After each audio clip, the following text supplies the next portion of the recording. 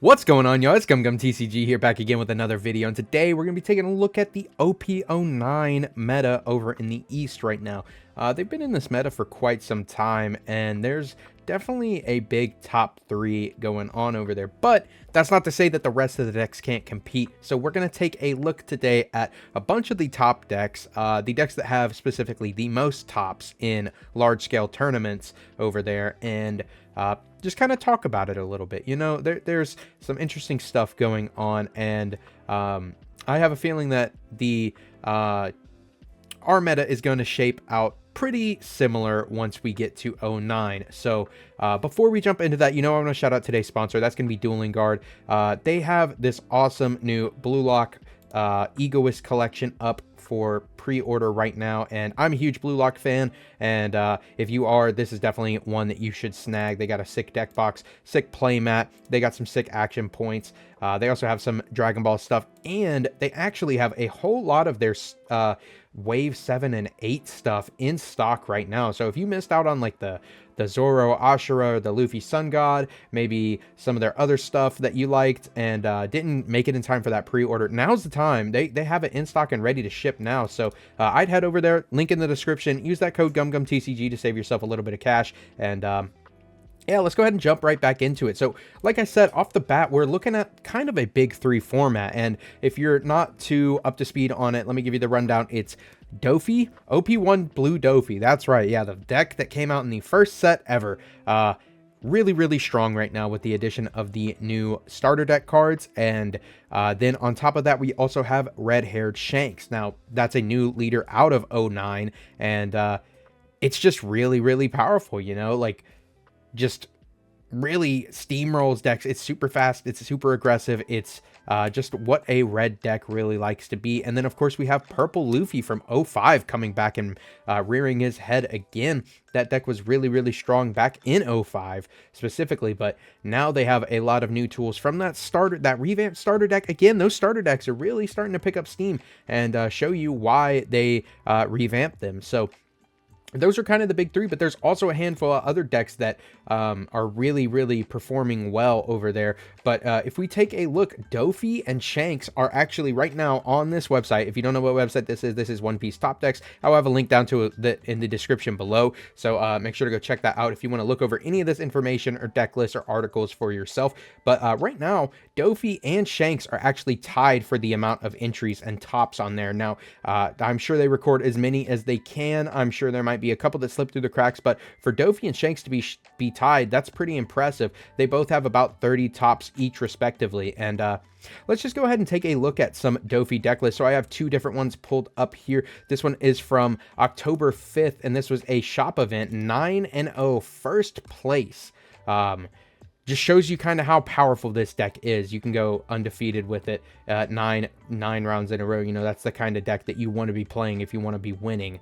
And yeah, I mean, you're running the Dofi leader and you're running the super strong, consistent Warlord package. This package has been just increasingly getting stronger over the past few months with the addition of cards like Jinbei, Sengoku being able to search, a couple extra 2Ks, Weevil being able to draw you a card, and then the addition of these new starter deck cards. One thing that I did find interesting is that this player is opting to play this Jozu, being able to bounce one of your characters to your hand and bounce a 6 or less to your opponent's hand. So being able to get you stuff back like your Perona, maybe a Pudding, maybe your Jinbei, maybe something like that to replay it, maybe even your Buggy, just to replay it the next turn to get that maximum value out of it, put a 2K back in your hand, something like that, reset your stack on your deck. Seems really good and put your opponent off curve by putting something of theirs back in their hand. Now this deck is not on that copy or that Jozu. They are instead opting for one of the Kaido. Now this player is on 4 Jozu, and it also looks like they're not on the new 2K Croc, and they are on the Marshall D Teach, while this deck is not on the Teach, and they are on the 2K Croc. This one also happens to run Red Rock and Grav Blade, where this one does not run any removal. This deck seems to be a little bit more aggro tempo based, that really is just going for face, while this one has that, but also has that control element that Dofi really, really likes, being able to set up your blockers. Like, I mean, they're not even playing Dofi blocker in this version, which is I mean, that's a staple card for this deck, you know. But being able to draw extra cards with that Kaido, or being able to bottom deck some of your opponent's cards, get rid of those big bodies, and multiple of them at once if you need to. Both of them opting to run that Perfume Femur, just being able to get past a bunch of those blockers, I think is really, really helpful for this deck. They really did not need to give this deck a Diable Jambe, but for whatever reason they did. So there's that. And yeah, we can just see the impact of these starter deck cards. You know, you've got 4 of them right here in the deck, being the 2K Croc, the new law that bounces a card. So you return one of your characters to your hand, and if your leader is 7 warlords, you bounce a 4 or less to your opponent's hand. And that's just really strong. You know, that you play this off a Jinbei off the top of your deck, and then you bounce it back to your hand, and you bounce whatever they have played the previous turn back to their hand. It's a very good tempo play.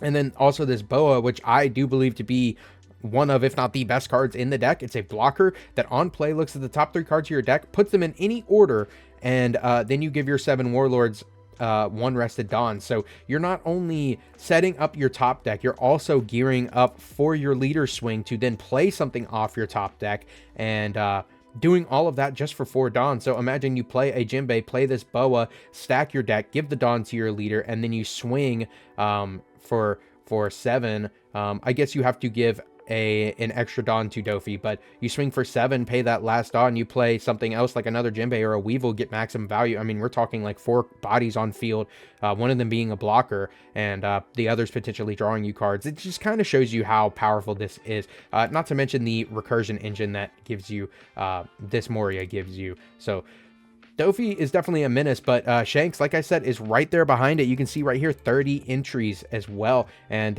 it's doing the same thing, man. I mean, this is another list that is top 8 at a flagship, 254 players at BCF Fest. So yeah, this is one of the styles of deck lists. I've been seeing this run around with the 7 beard, and this other one doesn't opt to play the 7 beard. They're playing the Gold D Roger though, and this list is not. They're also not on the Rayleighs, or no, they're on the Rayleighs. They're not on the Pop Shanks. They're not on the Pop Shanks. So looks like there's 2 versions of this. You know, this one is giving you extra Dawn to play with. This 7 beard being able to help control the board, give your leader that Dawn. I mean, it's just a really, really strong deck. If you don't know what any of these red-haired Shanks cards do, definitely be sure to go check those out, because there's a lot of really good ones. One of this being this top-end 10-cost 12k Shanks, giving all your opponent's characters minus 1,000 power at all times, and it has Rush.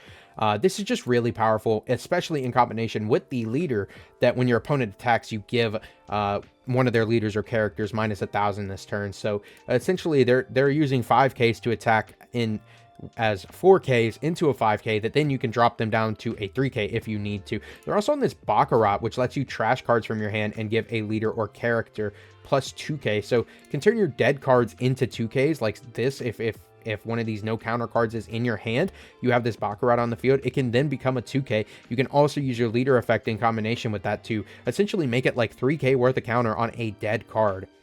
Really, really strong. You have the Uta to search almost the whole deck. You have some other cards like this Silver's Rayleigh. You have Ben Beckman, I think, is a really, really strong card, being a 7-cost 7k with 1,000 counter that also trashes an opponent's character with a power of 6k or less. So in combination with something like Otama, I mean, you're trashing something that's an 8k. Say you play this after you have a Shanks on field, you're trashing a 7k. I think also a really good tempo play is this Yasop, being able to give your leader 1,000 power on play for the next turn, and then your opponent's characters get minus 1,000 power when this attacks. So really, really strong cards, you know, and then you just have some extra generic, really good red-haired pirate stuff. We could talk about that in another video, but yeah, these lists are pretty similar. Like I said, this one seems to be a little more, I wouldn't say defensive, but they are on multiple events instead of like this Baccarat. So I think that is interesting. They're also on this Gold Roger, which can win you the game. So I think that's really, really good, especially if you need it in a pinch. You drop it on 0 life. You play this attack, they block, you win the game. So really, really strong card there. And then, of course, we got OP-5 Luffy, which is right behind them with 22 entries. And yeah, Luffy's doing Luffy things, man. I can't say that this list is, they don't diversify too much between these lists, but they're really strong, man. Purple Luffy is really strong. Getting to ramp and play these cards really, really fast and play multiples is really, really good.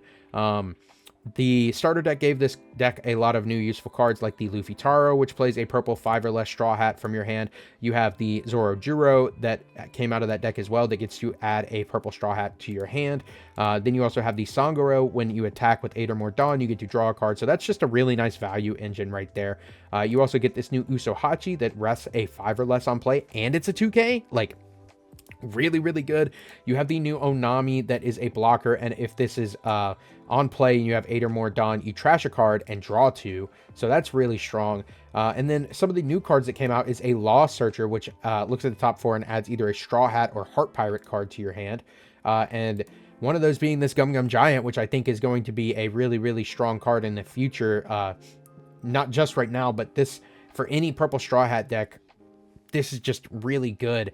It's a 1 cost -2 Dawn counter card that lets you trash a card from your hand, gives you 4K, and then you draw 2 cards. Really, really good. It was designed for the purple black Luffy deck, which we will also take a look at here in just a minute. But yeah, this card is just insanely powerful, man. And then also this new 9 cost Rush Luffy being able to shuffle a Dawn back, draw a card, and give itself Rush. Really, really good for the deck. You're playing all your good generic purple stuff like your Queens, your Blocker Laws, your Blocker Kids, your Bond Clays. Of course, your searchable 2Ks for the Straw Hat package. And then this other list is not too different, but they are on a couple other things. They are on the Vanilla Usopp. They're also on the 7 Kid, Magellan, as well as Shachi and Penguin to be able to search another 2K off of this Law. I guess one we didn't talk about with this Sanji either. A 7-drop 7K with 1,000 counter. Already really good. On play, shuffle 1 or more Dawn to your Dawn deck, and it gains Rush. Then you rest a 6 or lower. Really, really strong. This deck is just filled with tons of really powerful cards. Really good 2Ks. Yeah, it's just a really good deck. So if you're wanting to play Purple Luffy, I definitely would recommend picking up what you can for it now before it gets a little too late. So next we're going to take a look at actually Rob Lucci. You know, this deck has not fallen off. It's actually right behind Purple Luffy at 20 entries, and it's really, really strong too. This was a 3v3 first place out of 240 players. I can't lie. This Lucci list looks really similar to what is being run right now in our 08 format. Just maybe a couple differences, you know. Not every deck plays the Kaido or the 0 cost event. And then they are also opting to go back to a Kaku build, this 5-drop Kaku, as well as the 2K Kaku. This one's a little more interesting, though, in my opinion. They are on some Navy cards as well, some stuff that you haven't seen in Lucci in just a little bit, being the Suru 2K and the Hina. They are also on the Kaku as well, but they're not on the Kaku 2K. I think they're opting for the Suru instead. But yeah, I mean, it kind of looks like a Lucci list, you know, just a couple different swaps and changes here and there. Still running your Morias, your Jacks, your good 2Ks, your Searchers, your Blockers, and of course your Reduction. Lucci's just really strong, and I think it will be for a while. It just has access to one of the best value engines in the game, being Moria, being able to make like 21 Dawn turn plays.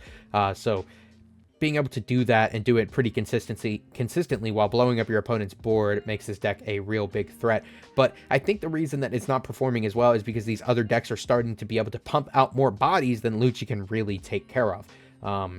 Dofi being able to pump out 4 bodies in one turn that are all threats and basically all free, not really taking cards out of their hand to do so, makes Lucci kind of mad. They're kind of angry about it, if I'm being honest, man. And then we got my guy, Blackbeard. I love Blackbeard, and I'm super excited to try this deck out once it comes out. It's not the best, but it is right behind the rest of those guys at 18 entries. You know, this kind of being an anti-meta strategy. Not being able to use on-play effects, but instead kind of stalling your opponent out and making it so that they can't use on-play abilities by trashing a card from your hand. And really just trying to piece together the deck, pulling together your 10-cost Blackbeards for the near of the end of the game, stunning some of your opponent's stuff and KOing things. You're on the Finger Pistol to help keep up that board control. Laboon being a great option that gives -4 cost to things and is not an on-play. You're also on this big Kaido. Kaido being not an on-play as well is really good for this deck, being able to help rip some cards from your opponent. Yeah, I mean, I can't say that the Blackbeard deck lists are super interesting. You know, this one is on Jack instead of that Kaido. and some Ice Age. Looks like they're trying to go for a little more removal with that Jack, being able to do that every single turn. But I'm hoping that we'll get some more cards for this deck in the future, but I really don't see it happening anytime soon. Unfortunately, it being just a mono black leader doesn't allow for too much diversity, especially when you're hindered by that on playability effect. But I do love this deck and think it will be a decent option for your anti-meta pick, being able to stop a lot of Lucci's cards, a lot of Dofi cards, a lot of Luffy cards. It's a very interesting deck, but it is pretty slow, and I think it has what it takes to compete, but it's not in that big three. Next, we got Bonnie. Bonnie's kind of hanging out with the rest of the decks I have pulled up here as well. 13 entries. Bonnie is not out of the running, you know. Kind of just looking like a Bonnie list, if I'm being honest. You know, we've got 2 pulled up here, and they're both kind of similar. Playing your good Supernova stuff, playing some Cavendish, some Kids, some Dofis, some Hodies, some Hawkins, some Carrots, and then also teching in this new 9-cost Shanks from the Uta film deck that comes out. Being able to just KO any rested character is really good, and I think that just helps this deck out a lot. So playing a couple of those, being able to remove your opponent's big bodies once they do play them, or if you get to rest them somehow, really, really good. But yeah, they kind of just look like Bonnie decks, but it just goes to show you that green's not really out for the count yet. So if you are a Bonnie player, definitely be thinking about your deck list for 09, because you're not out of the running just yet. And right behind Bonnie is going to be that ST13 Luffy that was kind of running things for a while, but has really slowed down. I think it really stems from Yellow being kind of pushed into a corner by Blackbeard, and other decks like Dofi just being so aggressive that Luffy's kind of struggling to keep up with it. If you think there's any other reason, let me know down in the comments below. Also, if you like this content, make sure to hit that like button and that subscribe button. It really helps me out a lot. But this is one of my favorite decks. You know, I love playing this deck. But when you go up against a Blackbeard and on your Tindon turn, right before your Tindon turn, they go effect, trash a card you can't use on plays next turn, and you're geared up to drop a Moria, you can't. You really just can't. Like, you can still use your little guys, you can use your leader effect, but Moria just does not activate, so you cannot get that full value play. But Luffy lists are still looking just about the same as they have been for a little while. They're on the Kuzan and the Sabos. Not too many of them running aces anymore. Just opting for Luffy's and Sabos, playing more of a control variant that pops stuff, controls the boards, draws you some cards, and sets up those blockers to find the pieces that you need, make yourself really big. A couple Ice Ages teched in there too, so that your Sabo can hit some bigger bodies, or your Luffy can hit some bigger bodies. Yeah, I mean, Luffy's doing Luffy things when it can, but it's just not the time for this deck to shine anymore. And then lastly, we have Enel. After this, I'm going to pull up the Black-Purple Luffy as well, because I forgot to pull that up. But Enel having 10 entries right behind that Luffy is actually pretty surprising to me, because those on-plays are stopped, and that's kind of what fuels Enel. You know, you think about what cards Enel plays that help them win the game, and it's going to be those Katakuris, it's going to be those Yamatos, it's going to be those aces. And if you go against a Blackbeard, you can't really play many of those, because they're just going to spam their leader effect near the end of the game, and you're just sticking big vanillas on the field that they might even be able to remove. So that's just something you have to consider. You know, I'm not saying that Enel's out for the count or anything, but it's definitely not looking too hot for Enel. This list is teching in the Kuzan, gets you stack a 3 or less into your opponent's life, and both of these are first place from big tournaments, you know, 117 and 96 players respectively, so not bad placings. I mean, these must be really good players, and you know, that Blackbeard matchup isn't unwinnable. I'm not saying it's unwinnable, but it definitely is going to be your uphill battle, and I think a lot of those other decks are going to be tough for you to manage as well. So definitely be thinking about that, and I'll be right back with in just a second with that Black-Purple Luffy list. All right, and here I am back with the Black-Purple Luffy. You know, this deck seems really interesting. This leader is really cool. The art is sick. I love Gear 5 Luffy, but I don't think this deck has what it takes to stand up to some of the better decks. You know, it's really cool. The mechanics are really good, and I think it could be really strong in the future. But if you're wanting to play a deck like this, I do just recommend playing Purple Luffy, Mono Purple Luffy. It's just stronger, in my opinion. You know, this deck does get access to Moria, but the best half of this deck is going to be that purple half. You know, you look at this list and you look at this list here, and they're only running like 2 to 3 black cards. The rest are the purple cards because that's really what you want. You want to Dawn Minus with this leader. You want to ramp fast and hard with it. You want to play those big Luffys, maybe even that Kaido. And Moria, I mean, yeah, you can get a value Moria out of summoning back like a Beppo and a Frankie or a Law. But you get access to these really cool events like Gum Gum Giant and Gum Gum Thunder, but I really think that's about it, man. I mean, I just don't see a reason to run this. You know, when I first thought about this leader, I thought about theory crafting it into a black and purple Straw Hat build, using some of those new black Straw Hat cards from the structure deck, as well as the new purple cards from the structure deck, as well as from 09. But I just really couldn't get anything to work.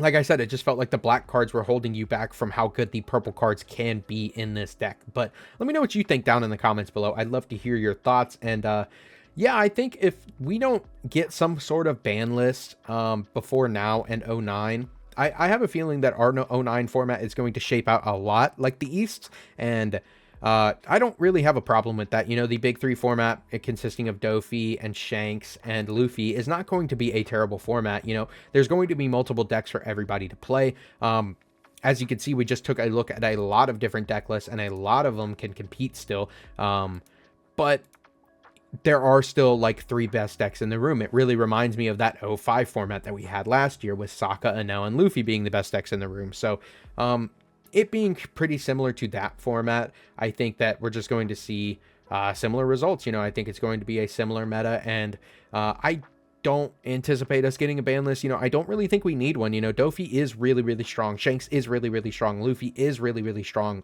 But what would we do about these decks? You know, if we hit them too hard, then what's going to happen? I think black decks are just going to come right back. You know, Lucci is going to come back. Black Yellow Luffy is going to come back. Blackbeard's going to be up there, and those are going to be the best decks. So it's really what is the problem we're trying to solve with a ban list? And I don't see too much of a problem other than representation at tournaments. You know, if there's massive amounts of representation of these decks at tournaments, and no other deck is really competing other than these big 3, maybe that's when we should address something. But for now, I really don't see too much of a problem with it. And if we were going to do anything, I don't really know what the choice would be. I do think Jinbei is a really strong card, but like I said earlier, I think this Boa might be even a little better at times. So it kind of would be a hard pick. You know, do you limit Boa and limit Jinbei so there's only 1 copy of each in the deck? Like, would it feel bad if your opponent found the 1 copy? I don't really know. What do you do about Shanks? This deck is just inherently strong, and these cards are so new, it would feel bad for Bandai to just hit them right out of the gate. And then we have Purple Luffy, which has, plays a lot of older cards, but is powered by a lot of those newer cards here in the bottom half of the deck list. So I really think it's up in the air, but let me know what you think down in the comments below, and we'll have a video out here soon talking about the OP-08 and OP-08.5 meta here for the West, and kind of give you my thoughts about that and how that's going to develop. But until then, I really hope you have a great day and great rest of your week, and I'll see you on the next one. Peace.